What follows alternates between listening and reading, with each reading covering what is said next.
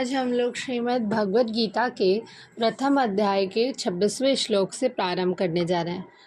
हमने पिछली वीडियोस में प्रथम अध्याय के 25वें श्लोक तक खत्म कर लिया था।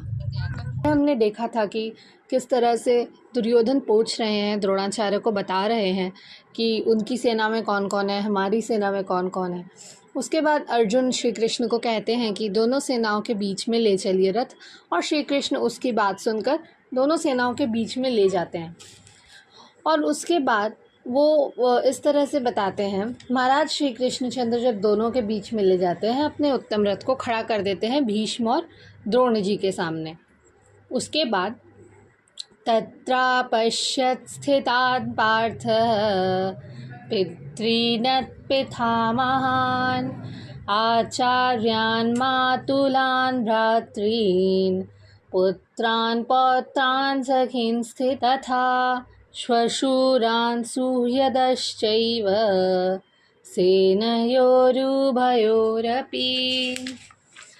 इसके बाद प्रथापुत्र अर्जुन ने उन दोनों ही सेनाओं में स्थित ताऊ चाचाओं को, दादों परदादों को, गुरुओं को, मामाओं को, भाइयों को, पुत्रों को, पौत्रों को तथा मित्रों को, ससुरों को और ससुरदों को भी देखा।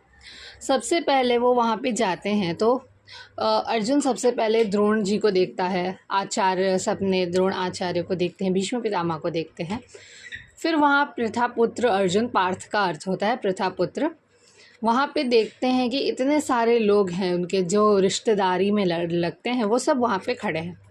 तान् समीक्ष्य स कौन्तेयः सर्वान् बन्धून् अवस्थितान् कृपया परयाविष्टो विषिदन्नेदमब्रवीत्।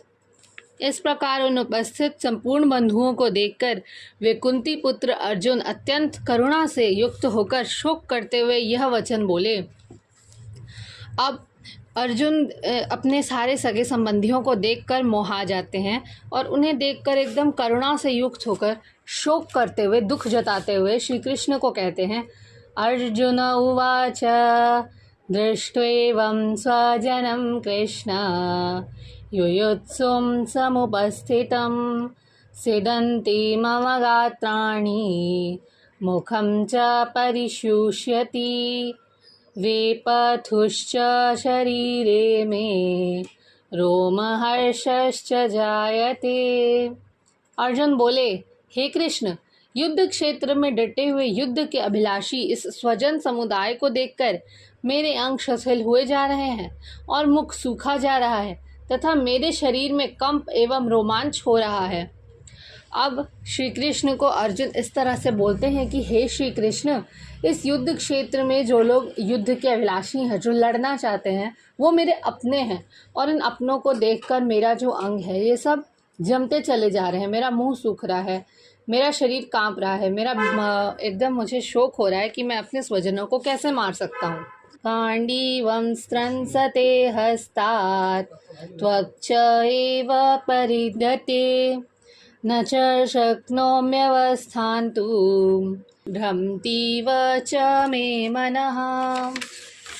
तथा हाथ से गांडीव धनुष गिर रहा है और त्वचा भी बहुत जल रही है तथा मेरा मन भ्रमित सा हो रहा है, इसलिए मैं खड़ा रहने को भी समर्थ नहीं हूँ।